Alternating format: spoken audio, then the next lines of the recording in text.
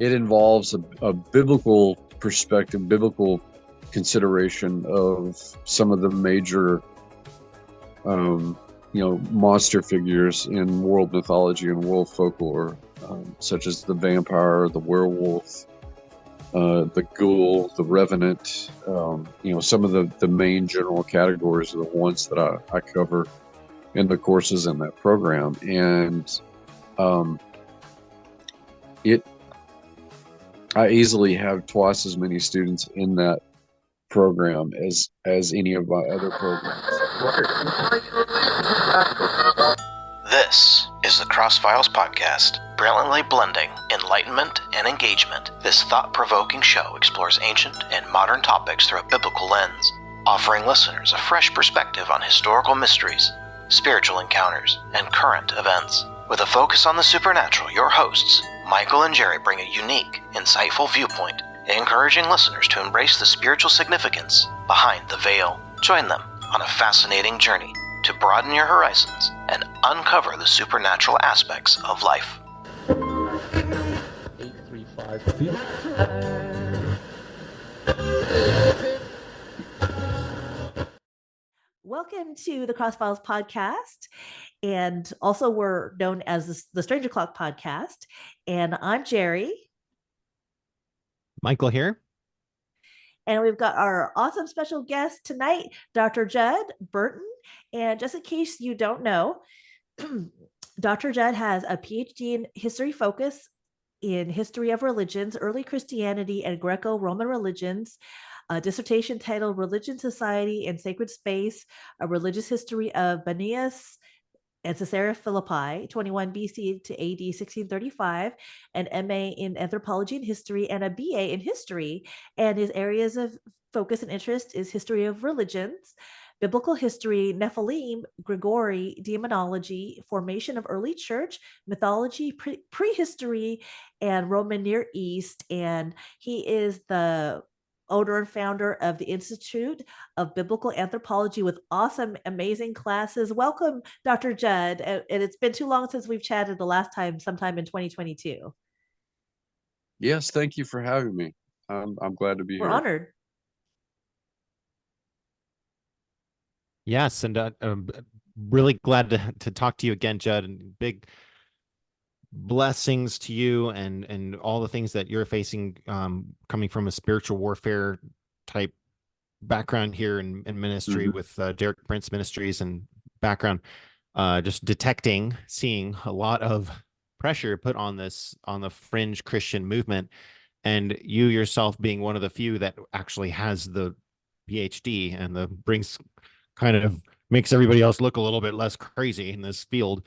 From the Fringe Radio Network, I just wanted to kind of touch base, see what's the latest projects, books. Obviously, there's courses that people can take to learn quite a few topics here, from biblical anthropology, biblical demonology, preternatural morphology, mythology, ancient Near Eastern civilization, Mediterranean civilization, like the real thing, not just like hearsay, vampires and clickbait on YouTube, like real education, valuable work here. I think one of the things I wanted to ask is just, where do you see us where have we come from, where we are, and where are we going as far as this whole movement? Because I see you as a real pillar and a leader, and I know that you're swinging your sword and cutting through the darkness, brother, and it's awesome to see a valiant warrior, and we want to just kind of attract people to know, what can they expect to get when they're listening to your work, and where do you see, because we're on this ship together. I see a lot of us podcasters, workers in different fields, and here's a chance to just kind of, let's set the course of where's this direction headed in your very educated intellect, sir. Right. Well, I think we're entering into a period of if you can apply the word to it. I think we're entering into a period of where we're able to quantify a lot more of what has been dubbed historically as supernatural, preternatural, paranormal. It seems to me that it's not just a matter of accessibility of information.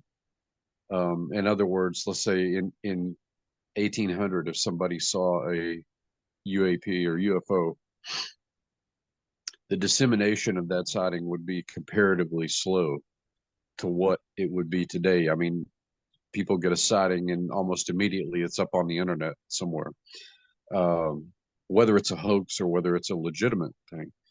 Right. So I'm couching what I'm about to say in those terms because we're at a point now to where the recurrence, the rapidity of paranormal supernatural phenomena are occurring, that we're in my mind we're entering into a period of a kind of mapping, more thorough mapping or taxonomy of the unseen realm, as Dr. Heiser would have put it. And so that's certainly part of one of the things that's happening. But the both of you alluded to the fact that so much of this topic has been commandeered by the New Age movement and occult circles, esoteric circles. But it turns out that, of course, the Bible has a lot of commentary, obviously, on these kinds of phenomena. And the understanding of these phenomena from a biblical perspective is not just culturally relevant, and it's not just relevant for the sake of collating knowledge, but it's relevant ministerially. It's relevant to the world that we live in. If we're to engage and make disciples of Christ of people, this is part of the necessary discussion that has to be had, particularly with people from other religious walks, the New Age, esoteric, occult world. And the fact of the matter, one of the things that makes it so exciting is that those folks are already primed and ready to have the sort of divine council worldview discussion, or the fringe Christian discussion. You're already thinking along those terms. And so whatever appellation we want to put to this movement within the church, the fringe Christian movement or whatever, I see that as really the vanguard of just in terms of missional ministerial work, because that's the large pool of it's addressing topically the large pool of people in the world who are ready to have a conversation like that. And so it's a ripe mission field, both domestically and abroad. But just to sort of tie that up, I think that we're on the cusp of a turning point of sorts, in not just in prophetic terms of where the world is going and the increase in paranormal phenomena, but also right, to juxtapose against that the opportunities for ministry that are actually popping up, literally left and right. So I think that there's a lot of there's a lot of opportunity there, but there's also a necessity to be properly prepared to embrace different perspectives on the Bible that sometimes don't jibe well with denominational tradition. right. In other words, we've the tendency has been to think that within our own denominational sort of corners, that our traditions line up, most congruently with biblical, you know, biblical context, and that's not always the case. And so that's another sort of turning point I see happening right now, is that a lot of people in this space are hungry for the context of the Bible, because that's where the real theology is. It's not so much, not that all church traditions are heretical or atheological, but that's where the foundational real theology is. It's in the context, and it was part of the impetus of founding the Institute of Biblical Anthropology, because that context, the audience that the books of the Bible were originally written to, the world in which that literature springs to life, that doesn't always register in a lot of translations of the Bible today, and consequently in a lot of literature that's used for education in the church. And we know now, especially after the last couple of decades of work, scholarly work, that there's a lot of this nuance and ancient thinking, mythological thinking that exists in the Bible that we've sort of glanced over and missed out in, for one reason or the other. So there, in my estimation, there are lots of exciting things taking place right now, necessary things, I think, that are taking place right now. But the work is far from over. I think a lot of what's taking place in fringe circles has a missional trajectory for the church, and this is something that Dr. Mike Heiser talked about on any number of occasions. And that, I think that's even, it's more relevant, month by month, year by year. And so the more that we can engage with thinking about the Bible in these terms and applying it to the world that we live in, I think that's really the Great Commission trajectory of our age at this point in church history, I think. Praise the Great. Lord. Yeah, Praise God. great answer. Thank you, Dr. Judd. Excuse me. Thank you, Dr. Judd, for that. I appreciate that. Dr. Judd, how long ago did you start the Institute of Biblical Anthropology? And what are your top 2 or 3 classes that students are most interested in signing up and taking and such? Well, the Institute actually came out of my dissertation work a little bit. My dissertation is on Bonius, or Penaeus, and one of the books that was birthed out of that, aside from my dissertation, was Interview with the Giant, because I kept running into all these questions that I couldn't really directly address in my dissertation, but I was like, there's a lot of material here, and I would write these little culture sketches and just sort of set them aside, and that eventually became Interview with the Giant. And one of the things that I ended up doing was using anthropological models to test specifically the topic of giants in the Bible, and see what else could be gleaned out, rather than just taking the strict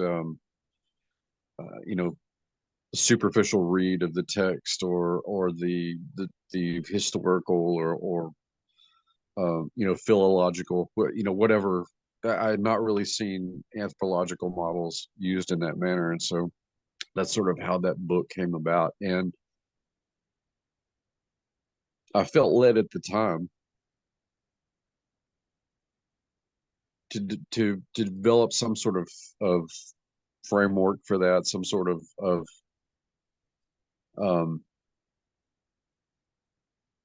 venue, I guess you might say, for that specific kind of research. That combined both the quote unquote conventional biblical scholarship with more unorthodox approaches to scripture, or what would be considered fringe, I guess, suppose today. And the what God was kind of revealing to me at the time is that, okay, this needs to be a kind of Sunday school meets the X-Files approach to biblical scholarship. Yes. And so I've created a website and laid the groundwork for it, at that point in time, and didn't really know exactly what to do what to do with it, because at the time um, I was teaching anthropology and archaeology and humanities at a local university, and was just about to take a tenure track position at another college. And so I thought at some point this would be a great venue to teach classes on these topics from. And so I experimented a little bit with that. I picked up a few students and created a couple of classes. And at one point in time, Mike Heiser and I we developed an online school called the Institute of Paranormal and Preternatural Studies, or something like that. And we picked up a few students, and um, I think the both of us at the time had really kind of had too much on our plates. I had a full course load that I was teaching at the college, and Mike was still at Logos at the time and had his hands full with a half dozen things. So we agreed that we'd revisit it after a while. And so I as I went on during the course of my job at the college at the time, I was literally witnessing the degradation of higher education under the auspices of postmodernism, which was something that I had been watching my entire career.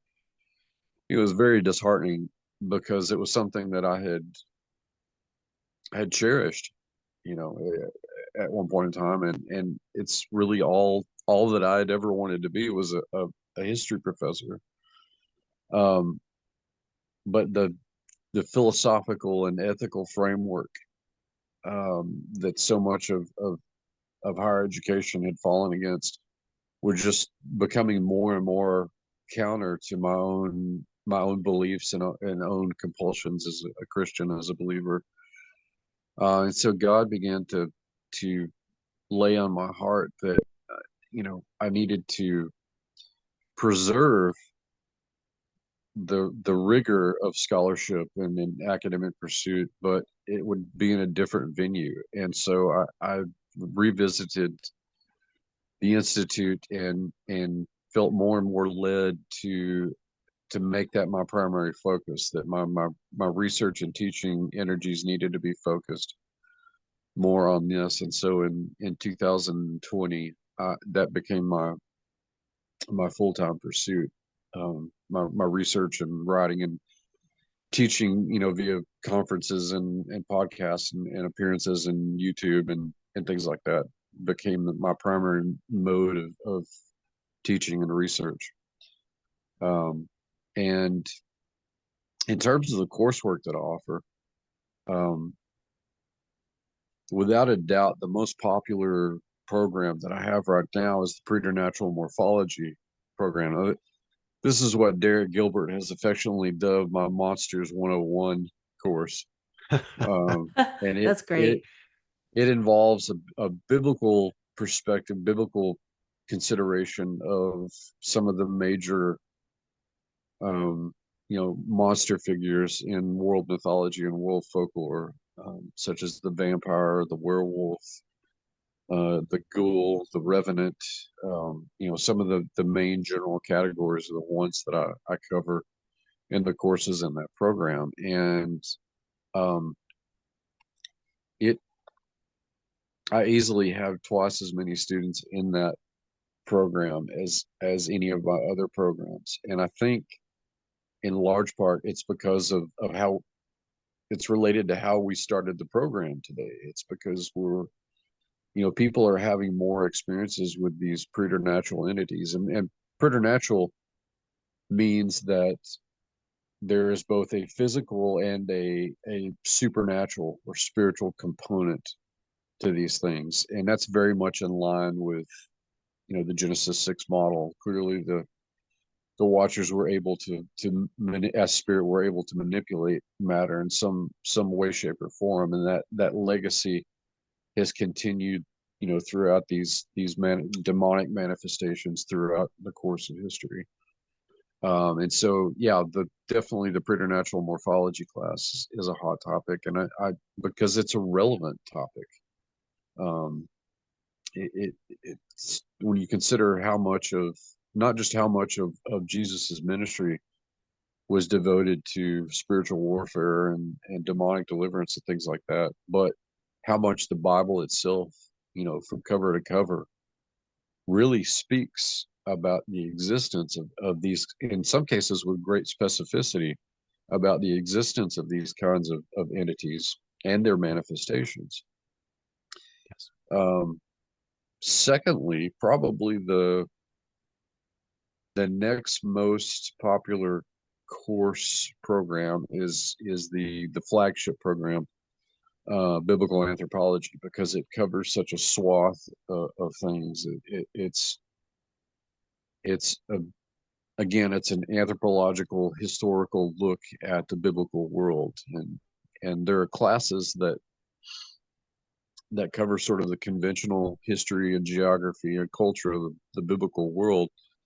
But then there are some that give you a taste of what you might find in the mythology courses or the preternatural morphology coursework. Classes like demonology, classes like giantology. It's probably neck and neck in terms of the second most popular, because I also have a demonology program, and that coursework goes without saying that that's pertinent, for people who are interested in this sort of ministerial work and biblical study. But I have the other three programs have students in them as well. I've found that a number of homeschoolers have been really interested in the classical, Mediterranean civilization and the ancient Near Eastern civilization programs, Wow. simply because I'm certainly giving the broad scope history of both of those regions, but I'm also tying them into what pertinence they have to the Bible. Basically, for every culture that I look at within those programs, for instance, like if you're taking the Mediterranean civilization program, you're going to look at the pre-Greek civilizations. You're going to look at the Minoans and the Mycenaeans, but you're also going to see what relevance they have to the biblical world. And there are components for the study of their mythological and religious beliefs, which sort of brings it into the realm of being more equipped for spiritual warfare, because those entities that were worshipped by a lot of these cultures are still active in the world today. And of course, yes, definitely. the classical Greeks and the Romans from the time of the regal period and its founding until the end of the imperial period are also covered. And I think that's an important thing, an important topic to study, not just for Christians, but also for people in general, because so much of our lens for looking at older things in the ancient Near East, for instance, or even prehistory, is the classical world. A lot of what happens during the Greco-Roman era it is not only preserves, but it's kind of the lens that we look at, because those cultures have affected our institutions. They've affected the very languages that we speak. And so it's important. And I think in large part, we've gotten away from the classical paradigms in education. I'm not just talking about higher education, but I'm talking about K-12 education too. Public education has largely jettisoned those concepts. And the kind of classical education I'm talking about that they've jettisoned was the kind that was married to Judeo-Christian values. And that's been the basis for education in Western civilization for centuries, until we get to the 20th century. And it's jettisoned in favor of this sort of the classroom as a laboratory for the latest testing of the latest fad educational theory approach to education. And we're reaping the whirlwind right now because of that. And that's another thing that I'm trying to do with the Institute of Biblical Anthropology is to emphasize those classical methods, the pursuit of truth, goodness, and beauty. Those are the classical compulsions and foundations in that system of education. And what the early church fathers did with this is they recognized that there was some value in the Greek system, and they married that with Christian values, with Christian tradition, with Christian theology. But obviously, we've gotten so far away from that in education that we are paying a hefty toll as a society on a cultural level because of it. Right. And if we don't change it soon, the damage is going to be irreparable. I would say that we're right at the threshold at this point. And again, that's one of the other elements of impetus that compelled me to start the Institute of Biblical Anthropology, or take it in the direction that I have.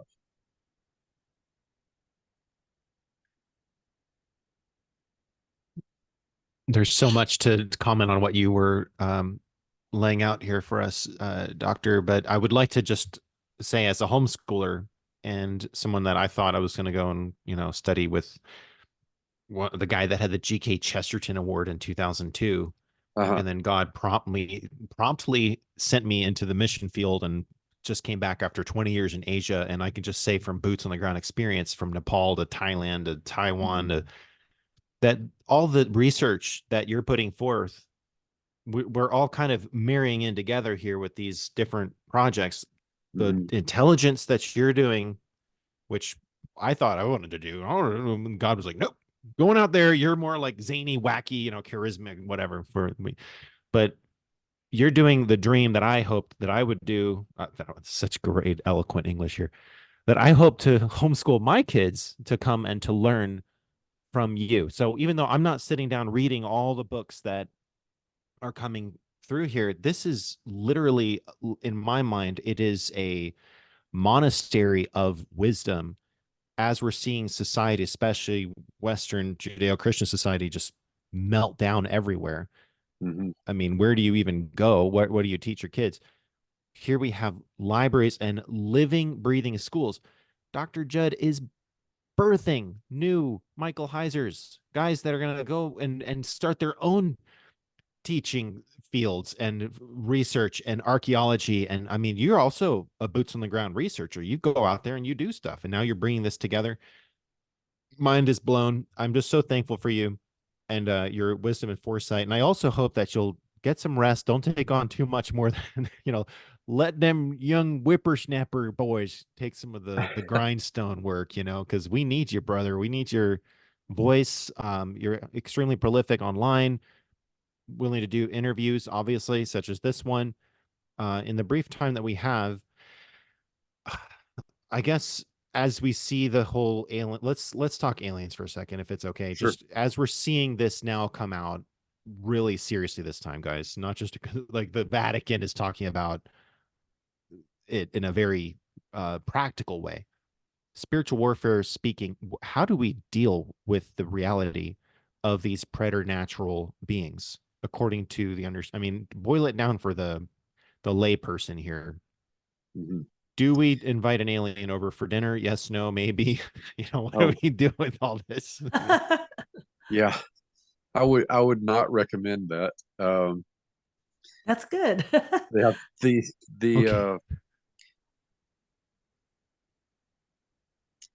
the problem here is a recognition of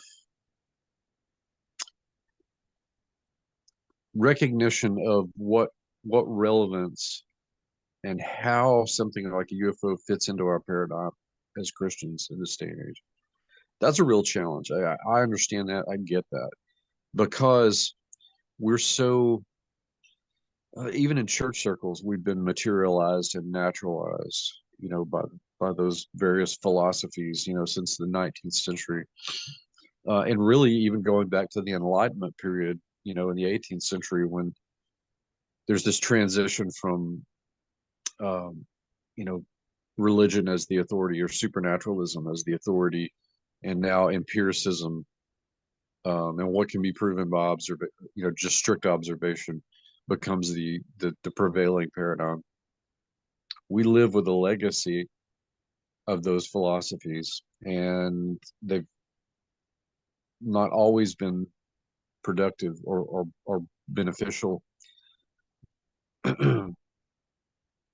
in church circles in particular, because the Bible lays out a supernatural worldview. I think even the most staunch materialist has to concede that there's the people that wrote the Bible, that God directed to write the Bible, believed that. But beyond that, how do you bring something like aliens or UFOs or whatever into a venue of relevance for the church? Well, you do that by examining the nature, the observable nature, I guess, if you want to use empiricism of what UFOs are capable of, but more specifically, the reported behavior and demeanor and even agenda that these entities have with regard to humanity. And again, it becomes in terms of the accounts of encounters, it becomes a kind of statistical issue, because even if even if most of the accounts are fabricated, um, if I can quote Mike Heiser again, it only takes one of those accounts being legitimate to bust the paradigm.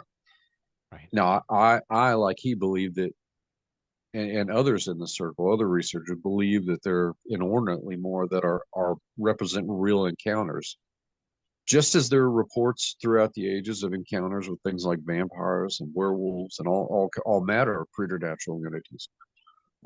That those represent real experiences in space and time, just as the ones that are occurring in more recent decades in this age. Excuse me. What are we to make of this from a spiritual perspective? Well, I think again, it's the examination of the motives and behavior, the reported behavior of these entities, which has not been beneficent towards humanity. I mean, these things clearly don't treat people with grace and care, and something that you would expect at least an ethically driven sentient entity. You would not expect this sort of behavior, much less the kind of violent, violating kind of experiences that a lot of people have physically when they encounter these entities. And people are traumatized and scarred and spiritually wounded because of these experiences. And again, it's It's it's the measured task of a believer to minister to those people and to be Christ-like towards them, to be the Jesus that they see. That's why I say that missionally, this is very relevant for the church, because there are even Christians that encounter um, these entities and have a broad range of negative experiences with them. So we can't really afford to embrace naturalism in the way that we have in the past, because it becomes a tool for dismissal. It becomes a rationale for dismissing things that seemingly go beyond our imagination. And that stems from, in my opinion, here is, we're talking about quantification of the supernatural, if such a thing is possible. But I think that a lot of that stems from the lack of biblical literacy that's just rampant. Now, literacy in general, just from a general educational perspective, has drastically declined, specifically in our society. Yes. The correlating relative element here for us in the church is that biblical literacy has also declined. What encourages me is that there is a burning hunger for studying the Bible in fringe Christian circles. There's a burning hunger to better understand the context of the Bible and embrace the supernaturalism of the Bible, which is what many people actually in past ages have been able to do, even without the benefit of everything that we have, all the biblical study tools that are available at the touch of a button. All of the now, you can lay down good money for some of these sources, but much of it is absolutely free, and people just don't avail themselves of it. And so we live in this weird juxtaposition, when the availability of biblical material is just staggering in comparison to later ages. But in earlier ages, I can remember, I can remember my grandmother reading the Bible frequently, often, every day. Every year she read the Bible through from cover to cover, in addition to whatever devotional or studies she was doing. That's And so awesome. I can remember, I can remember even the generation before last, from my perspective, having a without the benefit of all the biblical study tools that we have, even without knowing the context. So we're talking about heavy reliance on the Holy Spirit as your commentary here. Just this vast, biblical knowledge, where they were literally able to pull chapter and verse, on a whim, really. Amazing. That is less present in church circles today, and this sort of feel good postmodernized version of Christianity that we have so rampant today. But we have to turn back to one of the disciplines of the faith, which we're encouraged and admonished in the Bible to embrace. We're to prove ourselves by study. We're to be transformed by the renewing of our mind. This isn't just hyperbole or poetry; it's directive. Amen. And the more familiar we are with our own source material, the better we're going to be able to understand the supernatural realities that push the boundaries of naturalism and materialism that are so pertinent to believers. We can no longer afford to be supernaturally selective. We can't treat the Bible as a buffet table. We can't look at passages that challenge us and we don't agree with That's and right. just peripheralize them. We can't rely on just a bubblegum interpretation of the Bible. Mhm. It's got to be in context, and it's got to be made relevant for our times, and that involves understanding the supernaturalism of the Bible and the fact that it's a reality. Amen. Here's another reason why I think anthropology is so valuable to where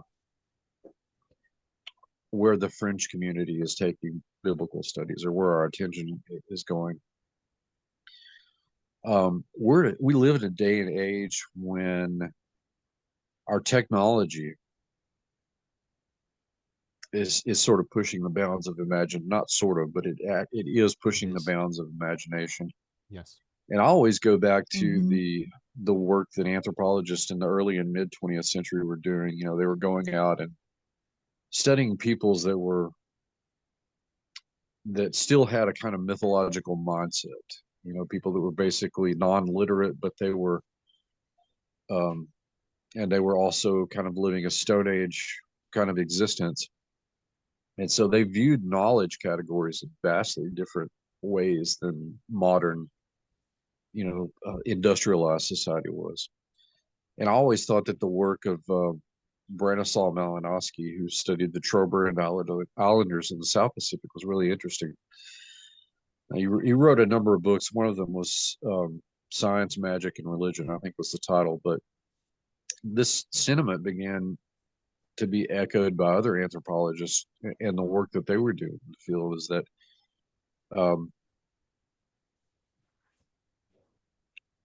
they didn't separate what they saw as hard technology from something that we might consider strictly magical, or within the purview of superstition or something of that nature.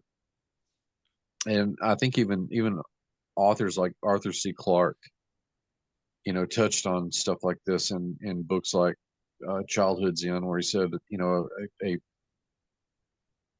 to a sufficiently technologically inferior species, that other species with greater technology, that would all seem like magic. It would seem, their technology would seem, like it pushed the bounds of what was realistically possible.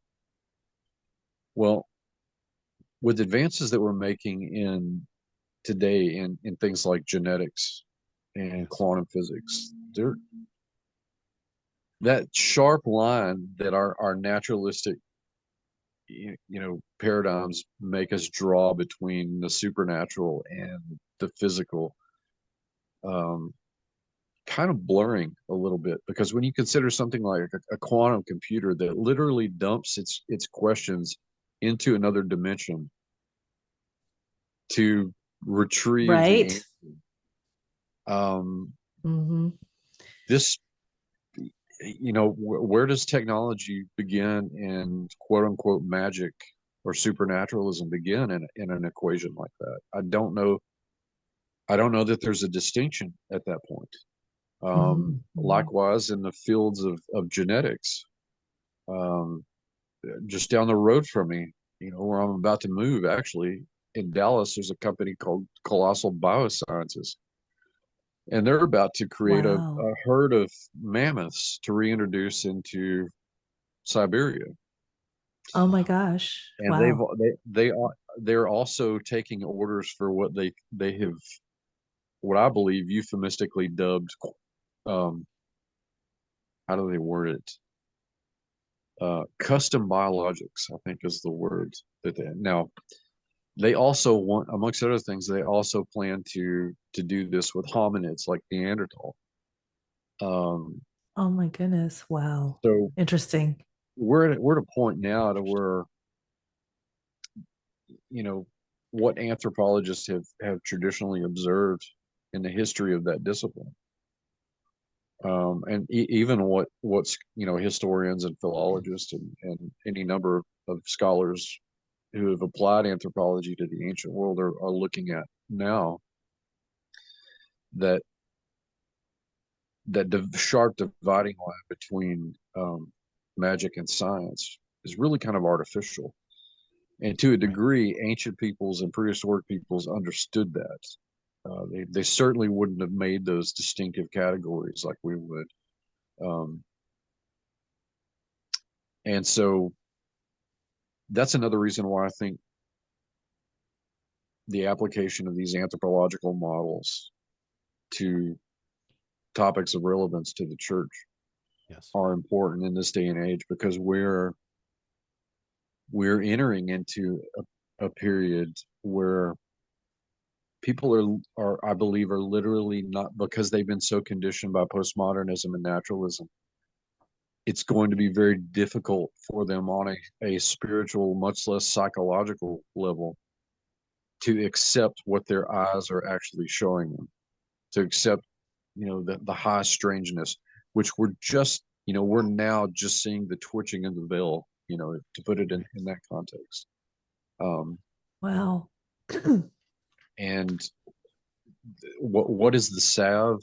What is the tool that makes all this processable? The Bible. We have to return. To what was the word that you used? Monastic.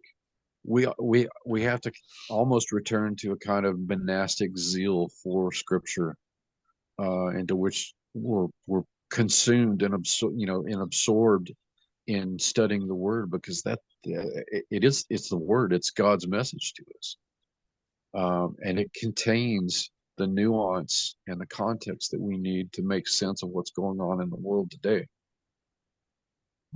Amen. Excuse me.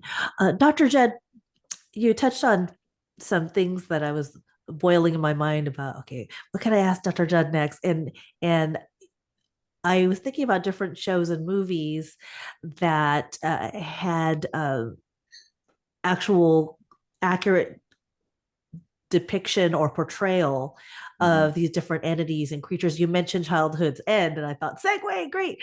So I didn't watch Childhood's End. However, I know it's what people would say is science fiction or sci-fi. So we know that the line between sci-fi and sci-fact has blurred, in such the two have merged together, or maybe there really wasn't a dividing line between the two. So what shows or movies do you think, Dr. Judd, have an accurate depiction or portrayal of these different creatures and entities, like vampires or zombies or cryptids or what have you?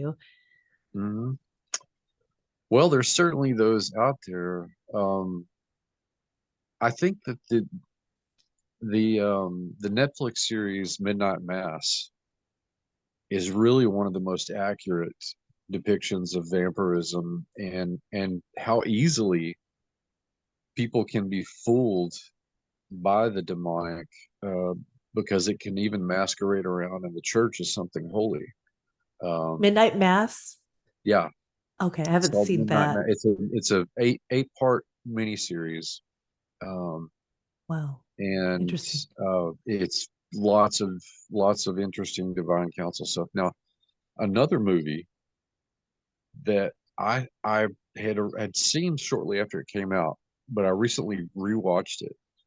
And there's a lot of bizarre, even divine counsel kind of stuff in it, is Cowboys and Aliens. Oh yeah. Definitely, for sure. That I did not pick up on initially. I thought, how in the world did I miss this stuff the first time that I saw it? But yeah, without a doubt, for vampirism, I still think Midnight Mass is probably one of the best. I was completely shocked by how well it was done, and I found myself asking myself, how in the world did something like this? It's a Netflix production. I mean, we know Wow.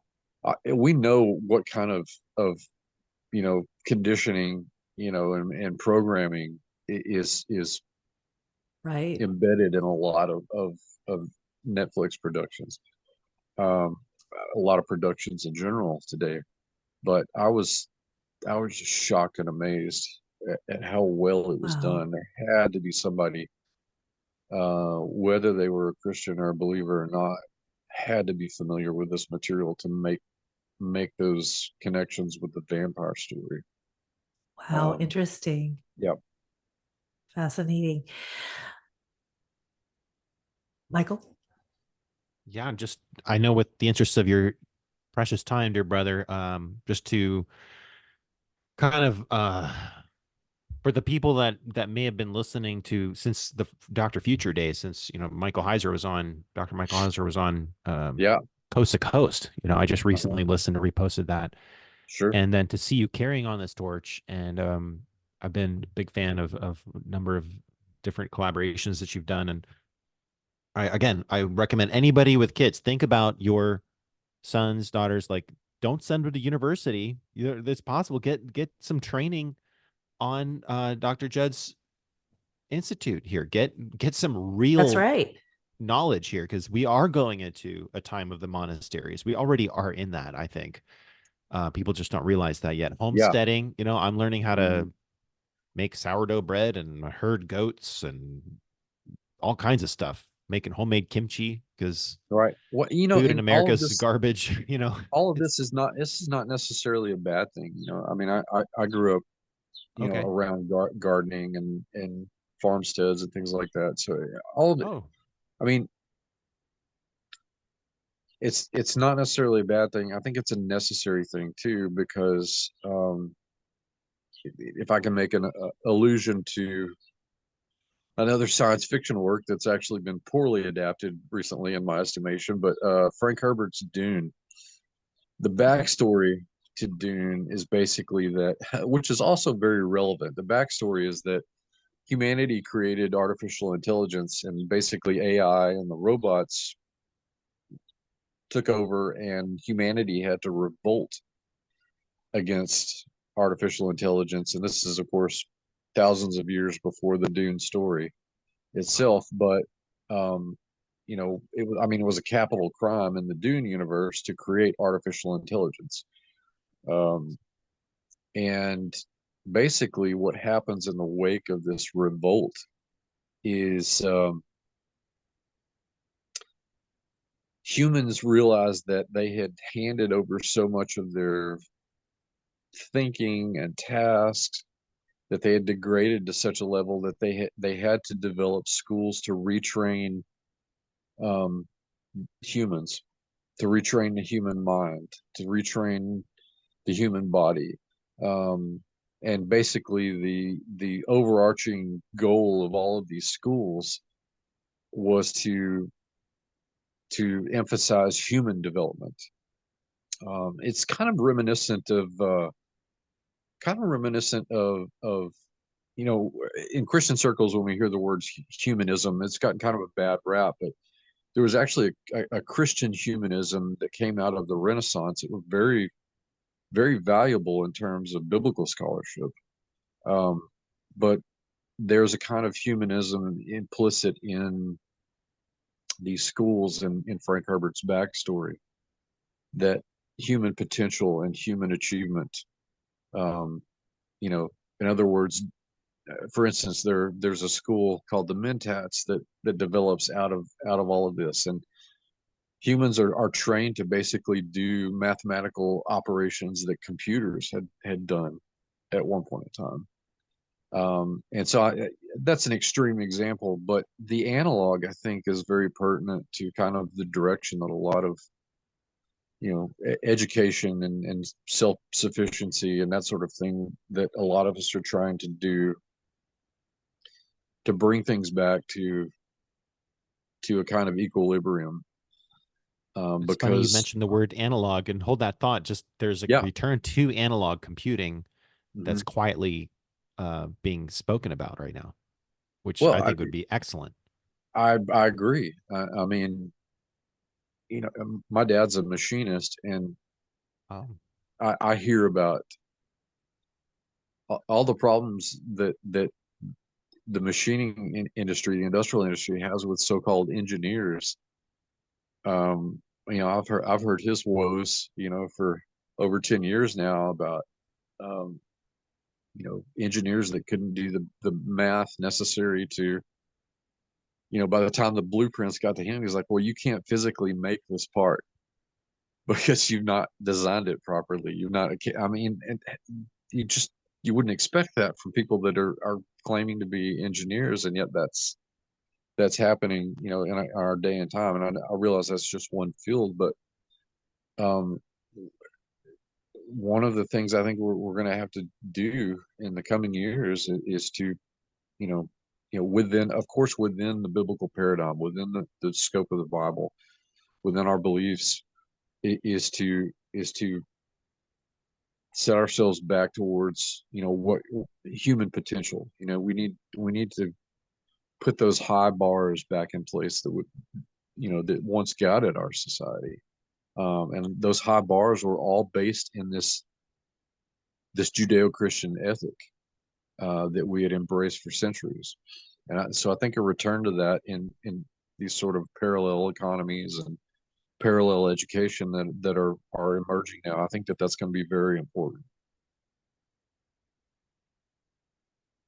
Well, very excellent wisdom shared today, and just really appreciate you, brother. And I recommend everybody to go to the Institute of Biblical Anthropology, drjuddburton.com. That's JUDDBURTON.com. Actually, that site is kind of in a holding pattern right now. If folks will go to burtonbeyond.net, the information and all you need to register for classes and buy the programs is all there. If people will click the drop down menu and go to courses and membership, all the descriptions are laid out there. BurtonBeyond.com, everybody. Dr. Judd Burton will take you beyond. .net. Oh, sorry. BurtonBeyond.net. BurtonBeyond.net. We'll have that in the show notes, everybody. Okay. BurtonBeyond.net.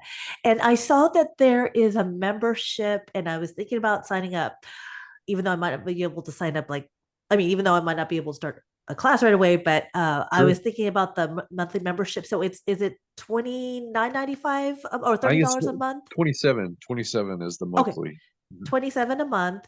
And I, just between you and us, I'll edit this out. I tried to click on that join link to become a member, and for some reason it didn't work. Maybe my cell phone was incompatible with the website or whatever. So if I join on the web, like a website on the laptop, will it allow me to just put in my debit card in there and all that stuff? I think so. I think the links, as far as I know, they're all up to date. I'll check on that, but everything should be up to date. And people, again, if people want to do the monthly membership, they can, or they can save a little money and buy the whole course package. Great. But those two options are available for potential students. Awesome. The classes sound amazing. I've known a few people that have graduated from these classes, and they say it's a wealth of knowledge that you really just amplify the Bible and how it relates to these things that we had just talked about. So yes, everybody go to burtonbeyond.net, and the Lord is really using Dr. Judd to open up people's eyes and hearts to these things that we have been previously closed to for many years. I know that I was totally in left field, well, not totally left field. I knew the Lord, but I didn't have my my red pill, quote unquote, until 2014. And so not only is Dr. Judd red pilled, but he is very not only intellectual but Holy Spirit guided, and he has got wisdom and such. So thank you so much, Dr. Judd. I know that your time is very valuable and precious to us. So I know that you're hailing in Texas. So I just want to say thank y'all, even though there's only one of you. So thank you so much for your time tonight, Dr. Judd. We really appreciate you very much. And we'll have this show out in the next few weeks. We're actually running behind on several shows here, but I'm going to crank this out as soon as possible for sure. And I'll make a little video out of some of the most hard hitting points in the video. And I know last time we didn't have us, with our faces in the video, but this time, we'll have our faces in the video and everything, and it'll be great to make it illustrated, whereas before it was just one flat, like little JPEG and what have you. So definitely excited to offer this episode out to our listeners and what have you. So thank you so much for blessing us with your time tonight, Dr. Judd. Thank you. And thank you so much. Great honor. My Really pleasure. My pleasure. Thank you. Thanks so much for tuning in to the Crossfiles podcast. And I'm Jeri. And I'm Michael. And we have the pleasure and honor of interviewing Dr. Judd once again. Thanks, Dr. Judd. Have a good night. You're most welcome. Good night. Thank you, sir. Thank you.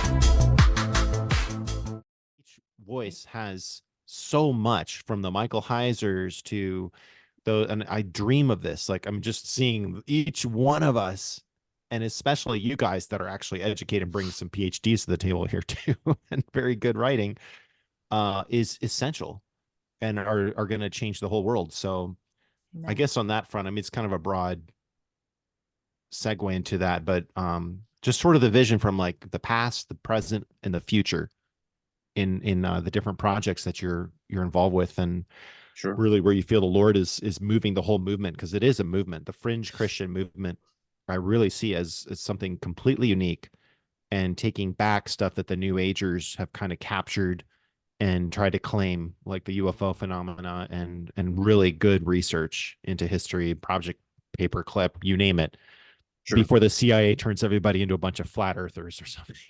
Right.